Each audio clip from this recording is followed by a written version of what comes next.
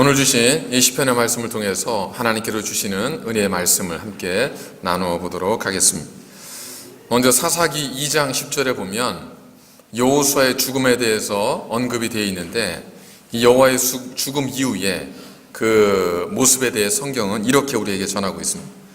그 세대의 사람도 다 그 조상들에게로 돌아갔고 그 후에 일어난 다른 세대는 여호와를 알지 못하며 여호와께서 이스라엘을 위하여 행하신 일도 알지 못하였더라. 여호와의 죽음 이후에 이제 다음의 세대가 시작된 것을 말씀하고 있는데, 재밌는 것은 우리는 보통 우리의 다음 세대를 이야기할 때, 이제 넥스트 제너레이션을 얘기할 때 다음 세대라고 이야기하지 않습니까? 그래서 우리도 다음 세대를 위해서 기도하고 준비하자라고 하는데, 성경에서는 다음 세대가 아니라 다른 세대라는 말로 그렇게 우리에게 전하고 있다는 겁니다.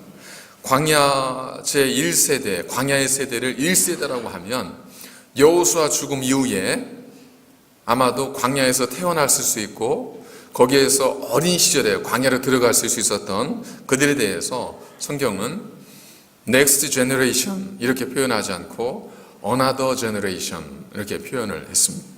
다음 세대라는 것은 그 다음이라고 하는 말 속에는 이제 어떤 연속성이 담겨 있잖아요. 그래서 A 다음에 다음이 B인 거예요. 그런데 Another Generation, 다른 세대라는 것은 연속성보다는 어떤 차별성의 의미가 강조되고 있는 겁니다.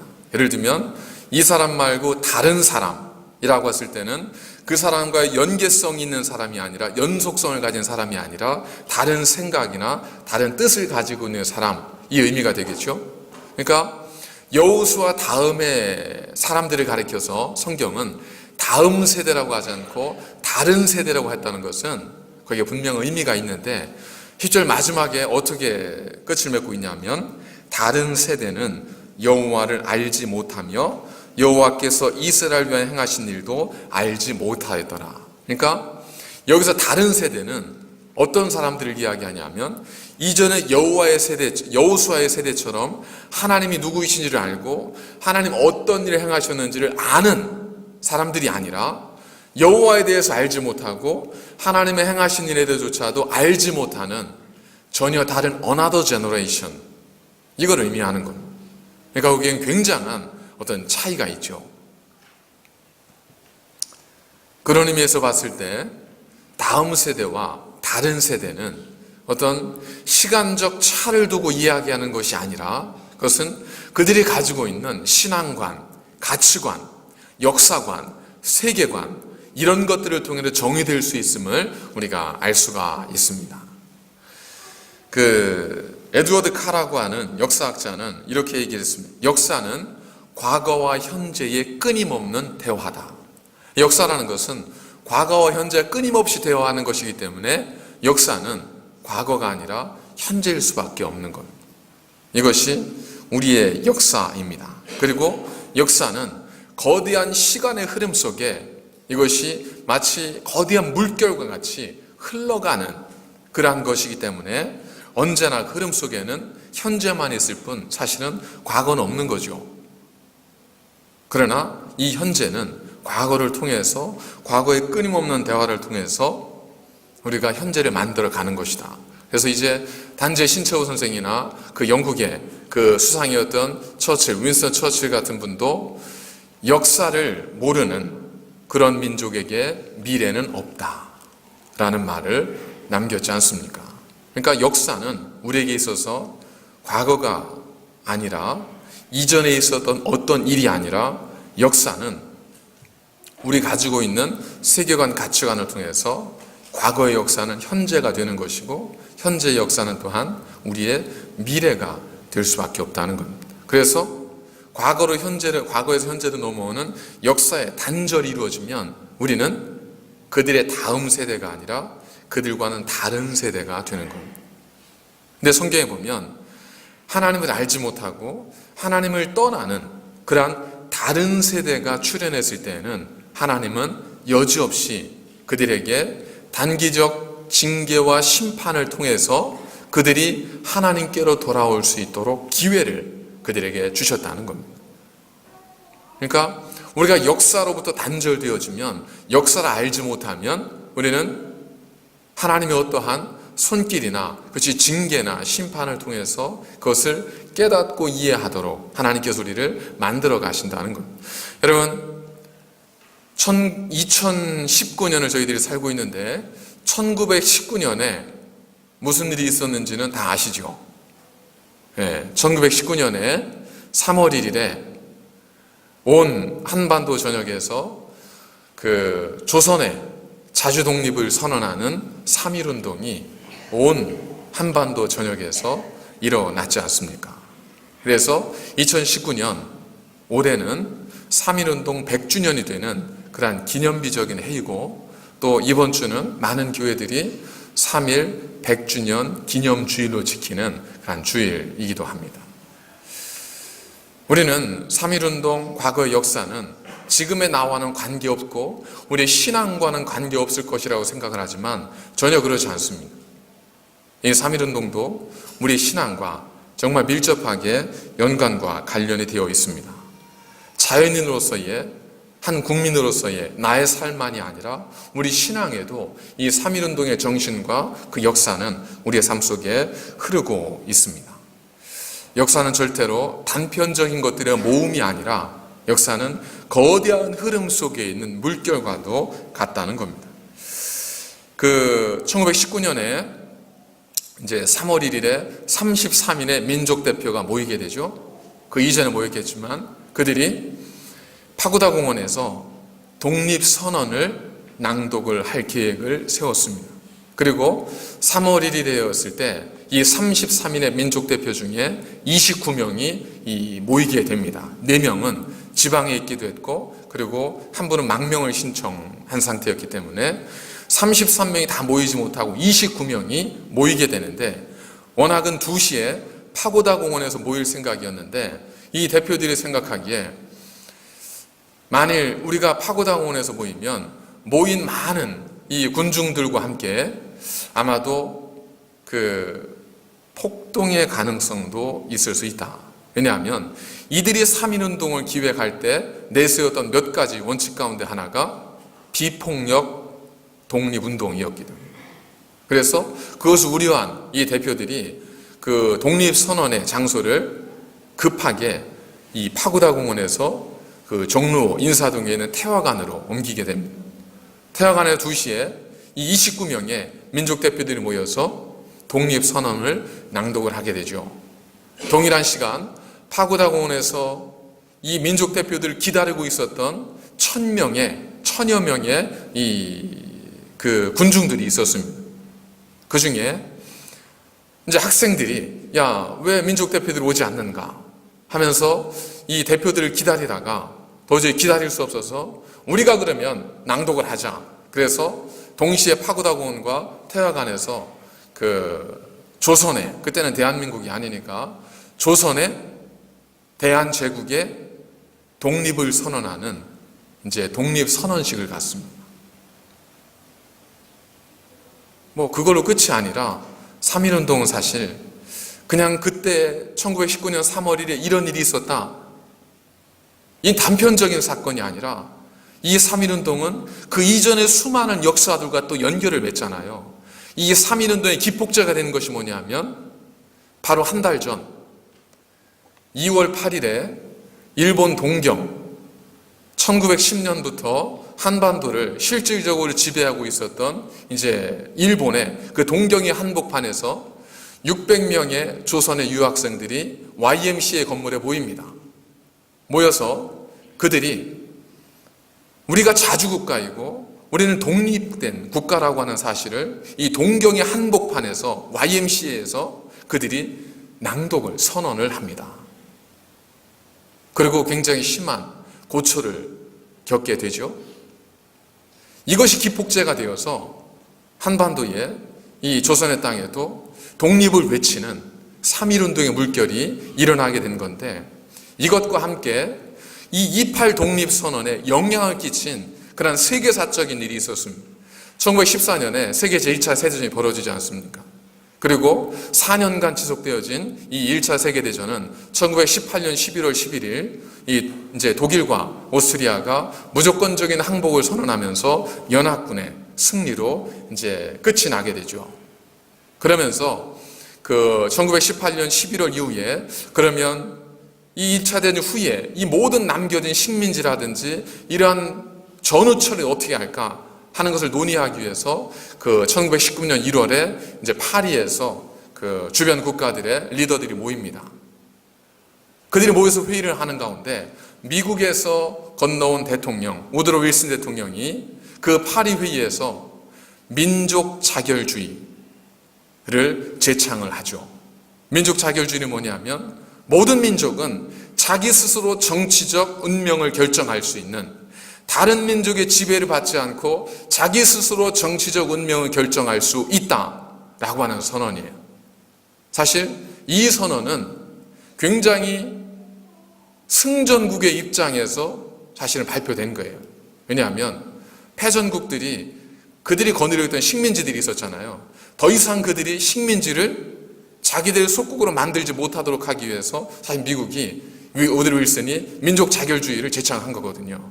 더 이상은 쟤네들한테 너희들의 힘을 발휘할 수 없다, 이 얘기한 거예요. 그러나 승전국들이 가지고 있었던 이 식민지는 여전히 유효했습니다. 그러니까 굉장히 좀 이기적인 선언이었죠. 어떤 의미에서 보면 그 내면으로 들어가 보면 어쨌든 이 민족 자결주의가 파리에서 이 우드로 윌슨 대통령의 제창이 되면서 그것이 많은 지배를 당하고 있는 약소민족들에 퍼지게 됩니다. 이것이 동경에 있는 유학생들에게까지 전해지면서 그래 우리도 자주독립 국가야 하면서 28 독립선언이 이어지고 그대의 영향을 받은 이 대한제국의 조선의 땅에서도 3.1절을 맞이해서 이제 그 독립선언문이 이 33인의 서명을 기초로 한 독립선언문이 낭독이 되고 이를 통해서 전국에 3.1운동이 이루어지게 되는데 이것이 또 어떤 사건과 그 연결을 맺냐면 1월 21일에 그 대한제국의 마지막 황제 고종이 부흥하지 않습니까? 세상을 떠나는데 또 이제 그거에 대한 이야기도 있죠. 그 백성들 사이에서는 일본이 고종을 암살했다라는 소문이 퍼집니다. 왜냐하면 고종이 별 문제가 없었는데 그 나인들 둘이 와서 준 감주를 먹고 식혜를 먹고 복통을 일으키고 세상을 떠났거든요. 그러면서 얼마 지나지 않아서 이 고종을 그 섬겼던 감주를 대접했던 그 나인들도 감기로 갑자기 세상을 떠나고 복통으로 세상을 떠났습니다. 그런 소식이 퍼지면서 야 이건 일본이 우리 황제를 이거 암살했다, 독살했다라는 소문이 퍼집니다. 그러면서 흉흉하던 때에 이제 나라는 그 3월 1일부터 3월 7일까지를 이제 국장일로 정하고 그때 이제 고종 황제의 장례식이 계획이 된 거죠. 그렇기 때문에 전국 각지에 있던 사람들이 이 서울로 모여든 거예요. 고종 황제의 장례식에 참석하기 위해서 왔는데 파고다 공원에서 그리고 태화관에서 그 독립선언문이 낭독이 되면서 거기 모인 수천 명의 1000명의 사람들이 대한독립 만세를 외치면서 그 자주독립의 물결이 거기서 이제 느끼게 된 거죠. 그래서 거기에 참석했던 사람들이 지방으로 가면서 물론 그전에도 기본적 조직이 있어서 일어나긴 했지만 그들이 함께 지방으로 돌아가서 함께 그 3.1운동에 참여하면서 이 3.1운동의 이 물결이 전 세계, 대한민국 전체 방방곡곡에 미치게 돼서 그때부터 이제 3.1운동이 대한민국의 독립을 외치는 운동이 시작이 되지 않습니까? 이것이 기폭제가 되어서 결국에 그 이듬해에 4월 11일에 상하이에서는 그 해군이요. 1919년 4월 11일에 상하이에서 대한민국 공화정으로 명명한 이제 임시정부가 대한민국의 임시정부가 상하이에서 수립이 되게 됩니다. 그래서 우리나라의 헌법을 보면 우리나라의 건국의 어떤 출발은 1919년 4월 11일 상하이 임시정부를 우리나라의 출발로 삼고 있는 것이 우리 헌법입니다. 근데 왜 제가 이런 말씀을 드리냐면 이 33인의 그 민족 대표 가운데 16명이 기독교인이었었습니다. 그들이 태화관에 가서 독립선언문을 낭독할 때 그리고 그 이후에 그들이 일본의 경찰들에 잡혀서 재판을 받을 때 그들이 진술했던 내용들이 문서로 다 남아있는데 거기에 보면 그들이 어떤 마음으로 그 자리에 갔는지가 나와 있습니다. 거기 있던 기독교인들과 다른 지도자들이 한 목소리로 했던 얘기가 있습니다. 우리가 오늘 가는 것은 독립의 열매를 거두기 위함이 아니라 이 민족 속에 독립의 씨앗을 뿌리기 위함이다. 내가 이 민족을 위해 죽어지는 한 알의 밀알이 되어서 이 민족이 언젠가 독립의 자유의 기쁨을 얻을 수 있다면 나는 그것을 위해서 오늘 내 목숨을 기꺼이 내어놓는다. 이 고백을 하고 이 태화관에 모였습니다. 그래서 그들은 사실 그날을 독립일로 생각하지 않았습니다. 그냥 그들은 자신들이 이 민족을 위해 썩어질 한 알의 밀알이 되기 위해서 간 것뿐이에요. 그래서 그들이 2시에 발표를 할 때 선언서를 낭독하기 전에 이미 그 조선 총독부에 신고를 했습니다. 우리가 이런 일을 할 거다. 그래서 거기서 태화관에서 독립선언문을 그들이 낭독하고 만세삼창을 한 후에 일본 경찰들에 의해서 그들은 전원 다 연행이 되어져 가고 이제 그 다음에 혹독한 고문과 그리고 여러 가지만 어려움을 겪게 되죠. 이 일로 인해서 전 세계에 대한민국의 실상이 알려지게 되고 그로부터 그래도 한 10수년이 지났죠. 그로부터 10수년이 지난 1945년 대한민국에 드디어 그들이 뿌렸던 한 알의 자유를 위한 독립을 위한 그 씨앗이 자라서 열매가 맺어서 1945년 우리 한반도 땅에 광복의 기쁨이 있을 수 있었던 거죠. 지금의 우리는 우리 선조들의 그런 한 알의 밀알이 되고자 했던 그들의 죽음, 그들의 피 흘림, 그들의 헌신, 그들의 사랑으로 사실 지금의 우리가 있게 된 거죠. 그렇기 때문에 그런 역사를 모르는 상태에서 오늘을 잘 사는 것은 우리는 그저 다른 세대로 살아가는 것뿐입니다. 그 역사를 간직한 사람만이 다음 세대가 되어서 또 다른 다음의 세대를 준비할 수 있는 거겠죠. 그런 의미에서 우리가 역사를 기억하고 역사를 아는 것은 우리에게서 굉장히 중요하다고 할 수 있습니다. 그런 의미에서 보면 역사는 연속성을 가지고 있습니다. 모든 역사는 과거와 끊임없는 대화인 것처럼 연속성을 가지고 흘러가고 있습니다.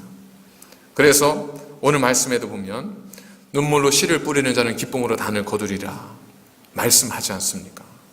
그들의 눈물의 씨 뿌림이 있었기에 우리가 지금 자유대한민국 안에서 자유를 누리면서 우리의 의사표현의 자유를 누리고 해외에도 마음대로 갈 수 있는 자유를 누리면서 우리가 사실 살아올 수 있는 것이지 않습니까? 저는 그 태화관으로 가면서 사실은 거기에 참여했던 목사님 중에는 고민했던 목사님도 있었습니다. 고뇌가 담긴 문서가 있거든요. 왜냐하면 33인 중에 16명은 기독교인이 있지만 거기에 15명은 누구였었냐면 천도교인들이었습니다. 그리고 거기에 2명이 불교인이었었거든요. 그러니까 내가 그리스도인으로서 이 땅에 하나님의 자유를 선포하는 것은 내가 괜찮은데 내가 천도교인들과 함께 걸어간다는 것이 과연 목사서 나에게 합당한 일인가 고민이 되었지만 그러나 그들 모두가 다 이 땅에 하나님의 창조하신 하나님의 백성이라는 마음 그리고 그 속에 내게 주신 사명이 있음을 고백하면서 그들이 결단하고 그 자리에 갔거든요. 뭘 위해서 갔냐면 자신들이 성경에서 말씀하고 있는 썩어질 밀알 하나의 씨앗이 되기 위해서 그 자리에 갔다는 것. 우리는 그러한 선조들의 신앙의 전통, 신앙의 가치관을 우리가 이어받고 지금 이 시대를 살아가고 있는 것이지 않겠습니까? 그렇기 때문에 오늘 3.1절을 기념주일을 맞이해서 한번 이 3.1절을 통해서 우리에게 주시는 하나님의 어떤 음성은 무엇인가 하는 것을 신앙의 관점에서 한번 잠시 살펴보도록 하겠습니다. 하나님께서 이미 말씀하신 것처럼 하나님의 뜻을 저버리고 하나님을 알지 못하고 하나님을 멀리하는 하나님의 다른 세대들에게 하나님은 단기적 심판을 통해서 그들을 징계하고 그들을 돌아오게 했거든요. 오늘 말씀 시편 126편도 바로 그러한 하나님을 떠났던, 하나님을 기억하지 않았던 다른 세대들, 그들을 하나님께서 심판하셨습니다. 721년에는 북왕국 이스라엘이 아수르에서 멸망을 당하게 되죠. 범죄했던 남왕국 유다도 586년에 이제 바벨론에 의해서 멸망을 당하게 됩니다. 그러면서 하나님께서 그 당시 활동했던 이사야와 예레미야 선지자를 통해서 너희가 70년간 포로로 지낼 것이다를 예언을 합니다. 그래서 이 이스라엘 민족이 이제 바벨론에 끌려가서 70년을 포로로 굉장한 고통 속에 살지 않습니까? 그러다가 그들이 하나님의 정하신 때가 되어서 자유의 몸으로 예루살렘으로 돌아오는 거예요. 여전히 남아있는 사람도 있고 돌아온 사람도 있습니다. 그들이 돌아오면서 오늘 이 찬양, 오늘 이 노래를 하나님께 드린 겁니다. 성경에 보니까 여호와께서 시온의 포로를 돌려보내실 때에 우리는 꿈꾸는 것 같았도다. 야, 우리가 정말 이 바벨론 포로에서 돌아올 수 있다니 이건 꿈만 같다는 거예요. 그러니까 오늘 이들의 노래는, 그리고 그런 고백 속에 담겨진 눈물을 흘리며 씨를 뿌리는 자는 기쁨으로 단을 거두리라. 이 고백은 그러한 70년의 그들의 끈질긴 고난과 고통의 세월 속에서 하나님을 향해 울부짖었던, 하나님을 향해 기도하기를 포기하지 않았던 그들의 순결한 신앙과 믿음의 유산이 이 두 구절을 통해서 고백되어지는 것이지, 그저 그냥 누군가 쉽게 할 수 있는 하나의 명언으로 우리에게 전해지는 말씀이 아니라는 겁니다. 새로운 학기를 접어드는 자녀를 앉혀놓고 얘야 열심히 해라. 네가 눈물로 씨를 뿌리면 반드시 기쁨으로 단을 거둘 것이다. 부모가 자녀를 그냥 독려하고 열심히 학교 생활하라고 하는 차원에서 그렇게 던졌던 말이 아닙니다. 제가 즐겨 인용하는 시, 안도연 시, 짧기 때문에 그렇기도 하지만 연탄재 있잖아요. 연탄재 함부로 발로 차지 마라. 너는 누구에겐가 그토록 뜨거웠던 적이 있었는가? 여러분, 눈물을 흘리며 씨를 뿌리는 자는 기쁨으로 단을 거둘 것이에요. 씨를 뿌리세요. 이 말은 우리가 그냥 함부로 생각 없이 던지는 그러한 말이 아닙니다. 이 고백 속에는 이스라엘 민족의 70년의 포로의 아픔이 담겨 있는 겁니다. 그러니까 최소한 우리가 다른 세대가 아니라 다음의 세대로서 이 말씀과 이 신앙을 나눈다면 우리는 그들이 느꼈을, 그들이 경험했을 좌절과 고통과 괴로움과 근심과 염려와 모든 지루함에 그 모든 삶을 이해하고, 그럼에도 불구하고 오늘 집사님이 기도하실 때 했던 것처럼 그럼에도 불구하고 우리와 함께 하시는, 우리를 찾아와 주시는, 우리와 동행하시는 거룩하신 하나님의 놀라운 능력이 있음을 믿음으로 고백할 수 있을 때 우리는 이 고백을 다른 사람에게 전할 수 있는 겁니다. 그리고 그렇게 전해지는 고백은 우리의 신앙의 고백이 되어서 그 말씀대로 고백대로 우리가 씨를 뿌릴 때 기꺼이 기쁨의 단을 거둘 수 있게 되는 거죠. 그러니까 이 고백은 그런 의미로 우리가 전해야 되고 그런 마음으로 우리가 다른 사람에게 나눌 수 있어야 한다는 겁니다. 사실 이들은 포로에서 돌아왔던 것, 포로에서 돌아온 이들은 그 여호수아로부터 따져보면 약 850, 60년 정도의 시간적 거리가 있습니다. 그런데 여호수아가 죽은 다음에 바로 등장한 그 세대는 성경이 여호수아 그 세대와 다른 세대라고 이야기해요. 그런데 지금 70년의 포로 삶 속에서 눈물로 씨를 뿌렸던, 하나님 향해 기도하기를 포기하지 않았던 그들은 비록 850년의 역사적 시간적 공백은 있지만 그들은 여호수아와 모세과 하나님의 신앙을 공유하고 그 신앙을 이어받은 다음 세대가 되는 거예요. 그렇기 때문에 저는 오늘 과연 우리의 자녀들, 그들은 과연 우리와 다른 세대인가, 다음 세대인가? 시간 지나면 돌아오겠지. 시간 지나면 다 알게 되겠지. 과연 그렇게 단순하게 생각하고 치부하고 우리의 자녀들의 신앙을 그렇게 그냥 외면해도 될 만한 그러한 일인가? 다음 세대는 뭐가 따랐다고요? 다음 세대는 하나님의 징계가 따릅니다. 아니, 다른 세대에는 하나님의 징계가 임해요. 왜? 돌아와야 되니까. 다음 세대에는 하나님의 은혜가 임합니다. 왜 그렇죠? 이전의 세대가 뿌려놓은 눈물의 씨앗이 있기 때문에 그렇습니다. 그러니까 우리는 우리의 자녀들을 다른 세대로 만들면 안 됩니다. 물론 다르죠. 생각하는 것과 가치관에 다른 게 있어요. 그러나 하나님을 아는 것과 하나님의 행하신 일을 아는 것에 있어서는 다른 세대가 되어서는 안 된다는 거예요. 우리는 우리의 자녀들이 우리와 동일한 신앙을 공유한 다음의 세대로 그들이 자라나갈 수 있도록, 그들이 성장할 수 있도록 우리가 그들을 가르치고 그들을 안내해야 한다는 겁니다. 아마도 70년의 포로의 생활, 그리고 그들 가운데 포로 생활 가운데 돌아왔던 걸 생각하면 그들은 누구였을까? 최소한 포로로 잡혀갔을 때 굉장히 어린 아이들이었거나 혹은 포로기 중에 태어난 그러한 2세대이거나 그러지 않겠어요? 그러지 않고 이미 성인이 되어서 포로로 잡혀갔다면 포로 생활이 70년인데 70년 플러스 자기 삶을 하면 살아있을 가능성은 많지 않잖아요. 그러니까 대부분 이런 고백을 하는 사람들은 누구냐면 포로로 잡혀갔을 때 굉장히 어린아이, 아무것도 모르는 어린아이거나 혹은 거기에서 태어난 이전의 역사를 알지 못하는 그런 아이들이었을 가능성이 높다는 겁니다. 자, 그들이 사방팔방 뛰어다닙니다. 뛰어다니다가 뭘 보냐면 하루에 3번 특정한 시간이 되면 우리 아버지가 예루살렘을 향해서 어느 쪽을 향해서 문을 열고 엎드려 기도하는 모습을 보는 거예요. 뭐 하시나? 뭐 하는지 몰랐죠. 보고 지나간 거예요. 근데 그 일이 날마다 계속되는 거예요. 뭐 우리 아버지가 뭔가를 하시네. 어릴 때 봤던 거겠죠. 그리고 포로로 사는 것이 얼마나 힘들었겠습니까? 우리 아이들은 어때요? 우리 아이들은 호주에 사는 걸 힘들어해요? 아니죠. 아이들은 전혀 힘들어하지 않습니다. 얘들은 여기가 편해요. 여기서 태어났고 어렸을 때 자랐으니까. 어른들은 어때요? 아직도 불편한 게 있잖아요. 그래서 고향에 대한 그리움도 있잖아요. 고향에 가고 싶은, 거기 가고 싶은 마음도 있고요. 그래서 어른들은 그런데 아이들은 어떠냐면 여기가 좋은 거예요. 포로로 있긴 하지만 그들은 어렸을 때부터 이 바벨론의 문화와 교육의 영향을 받고 살았지 않았겠어요? 그러니까 모든 게 편한 거예요. 그들은 바벨론 말도 잘했을 거예요. 그러니까 그들에게는 불편하지 않아요. 그런데 부모로부터 항상 그들은 무슨 이야기를 들었어요? 얘들아, 우리의 고향은 예루살렘인데 그것은 우리가 살았던 땅이기 때문에 고향이 아니라 우리의 먼 조상이었던 다른 조상들, 그리고 그 조상의 조상 가운데 모세가 있다.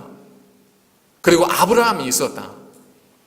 우리 하나님 여호와께서 아브라함에게 약속의 땅을 주시겠다고 말씀하셨고 그 땅이 헤브론, 예루살렘이다. 가나안 땅이다.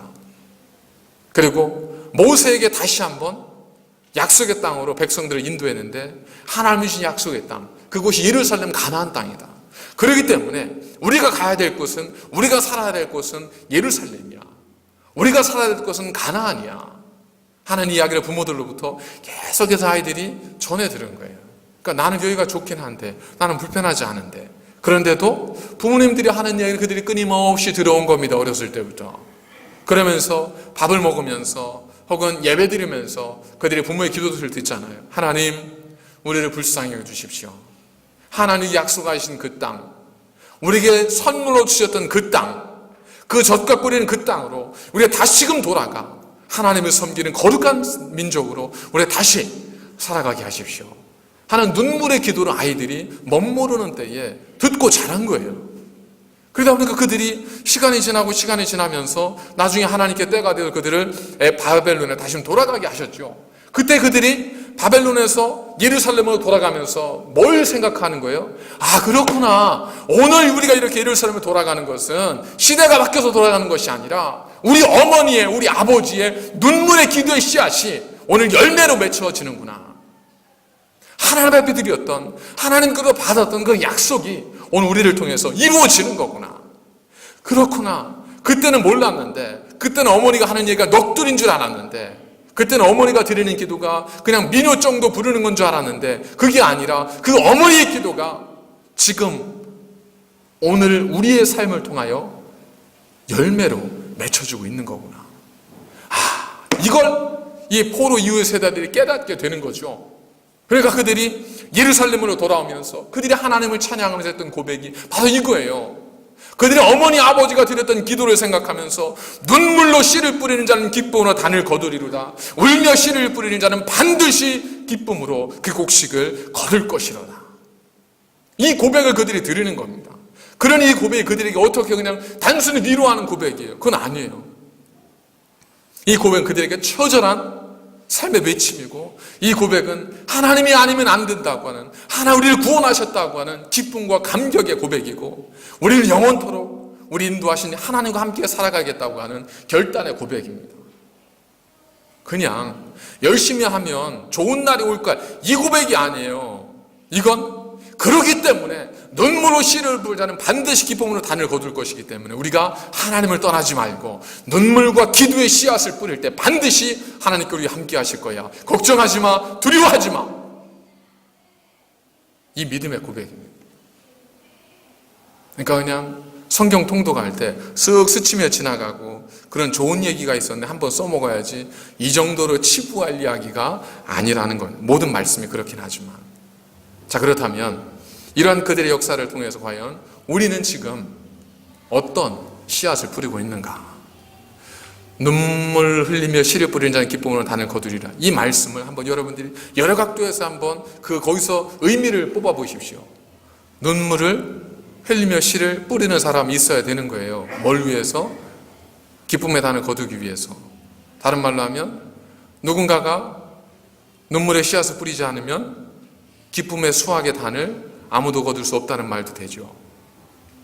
또 다른 이야기는 우리가 눈물을 흘릴 수 있어요. 그러나 눈물이 열매가 되는 것이 아니라 눈물로 씨앗을 뿌릴 때만이 열매가 된다는 거예요. 여러분, 우리의 삶이 고통스럽고 아프고 답답하고 괴로울 수 있습니다. 괴로움은 우리에게 열매를 가져다 주지 않습니다. 슬픔의 눈물은 우리에게 열매를 주지 않습니다. 괴로움의 한숨은 우리에게 결코 기쁨의 곡식단을 거둬 주지 않습니다. 그렇기 때문에 우리는 그 눈물로 씨앗이 되게 해야 됩니다. 그 눈물로 땅에 뿌려져 죽어지는 씨앗이 되게 할 때 그 씨앗은 반드시 열매를 맺게 됩니다. 두 가지만 드리겠습니다. 한나를 보십시오. 한나가 자녀가 없어서 얼마나 서러웠습니까? 눈물로 하나님께 엎드려 기도합니다. 하나님께 엘리를 통해서 그에게 응답하시잖아요. 평안히 가라. 네 하나님 여호와께서 너의 기도를 들어주시기를 원하노라. 그가 뿌린 기도의 씨앗이 열매가 되잖아요. 어떤 열매를 찾아왔습니까? 시간 지나서 그가 아들을 낳게 되죠. 사무엘이에요. 사무엘을 하나님께 드렸습니다. 그럴 때 하나님께서 또 어떻게 하셨어요? 그 씨앗을 받으시고 뭘 주셨어요? 사무엘상 2장에 가보면 그에게 3명의 아들과 2명의 딸을 더 주었습니다. 무자했던 자가 6명의 자녀를 얻는 열매를 얻게 됩니다. 눈물로 씨앗을 뿌렸기 때문에 그렇죠. 히스기야가 이사를 통해서 하나님 내 생명을 거둬갈 것이라는 말을 듣습니다. 그가 그 말씀을 듣자마자 낯을 벽으로 향해 하나님께 울부짖으며 기도합니다. 하나님 나를 도와주십시오. 하나님 붙들어 주십시오. 기도와 간구할 때 이사를 돌려보내서 하나님께서 말씀하십니다. 내가 너의 눈물을 보았고 너의 기도를 들었노라. 내가 내 연수를 15년을 더할 것이고 내가 언제나 너와 함께 있어 너를 지킬 것이다. 그 열매로 결국 이 히스기야는 이후에도 왕으로서의 그 영광스러운 삶을 또 살아가죠. 물론 나중에 그가 하나님께 교만해져서 죄를 짓게 됐지만, 이처럼 우리가 눈물로 씨앗을 뿌리는 것은 반드시 그 열매를 거두게 되어 있습니다. 여러분, 눈물로 씨앗을 뿌리십시오. 그게 뭘 의미할까요? 가장 먼저는 하나님께 기도하는 걸 의미할 수 있습니다. 기도의 씨앗은 반드시 하나님께서 말씀하셨잖아요. 너희가 무엇인 내 이름으로 구하면 얻으리라. 기도는 씨앗이에요. 주님께 또 말씀하십니다. 너희 중에 누구든지 지극히 작은 형제에게 행한 것이고 나에게 행한 것이라. 베드로가 묻습니다. 우리는 무슨 상급을 받습니까? 이 땅에서 부모와 처자와 자녀와 형제와 전토를 벌인 자는 이 생에서와 내 생에서 많은 것을 받으리라. 우리가 씨앗을 뿌리는 방법은 많습니다. 이렇게 작은 형제들을 사랑하는 거예요. 우리의 보화를 땅에 쌓아두는 것이 아니라 하나님께 쌓아두는 것도 우리가 씨앗을 뿌리는 겁니다. 무엇보다도 눈물의 기도로 하나님께 간구하고 기도의 씨앗을 뿌리면 그 씨앗은 반드시 열매가 되어 우리에게 기쁨의 단으로 하나님께서 채워주신다는 겁니다. 저희 시대의 새벽교회가 2019년 이 눈물의 씨앗을 뿌리면서 우리 가정을 세우고 교회를 세워가는, 그래서 우리 가정들 속에서 기쁨의 곡식의 단이 거둬지는 기쁨의 소리들이 가득가득 넘쳐나는, 그래서 감사와 찬양과 경배가 넘쳐나는 이 시편 126편의 고백이 우리의 새날교회에 아름다운 삶의 체험을 통한 고백이 될 수 있기를 주의 이름으로 간절히 축원을 드립니다. 기도하시겠습니다. 거룩하신 아버지 하나님, 참으로 감사를 드립니다. 눈물 흘리며 씨를 뿌리는 자는 기쁨으로 단을 거두리로다. 이 말씀 속에는 우리보다 먼저 살았던 믿음의 선조들의 아픔과 눈물과 괴로움과 탄식이 있음을 깨닫습니다. 그러나 그 모든 것 속에도 포기하지 않았던 그들의 믿음이 있었기에 그들은 이 노래를 부를 수 있었고, 그 고백은 지금 우리에게도 여전히 사실이며 하나님 말씀임을 저희들이 믿습니다. 하나님, 그저 잘 될 것을 생각하고 막연하게 살지 않게 하시고 오늘 눈물의 기도의 씨앗을 뿌리는 저희들 되게 하여 주셔서 우리의 자녀들이 다른 세대가 아닌 다음의 세대가 되어 우리의 신앙을 이어받을 수 있는, 그래서 하나님 약속하신 그 믿음의 씨앗에 그 열매를 거둘 수 있는 거룩하고 복된 삶이 될 수 있도록 인도하여 주옵소서. 예수님의 이름으로 감사드리며 기도드립니다. 아멘.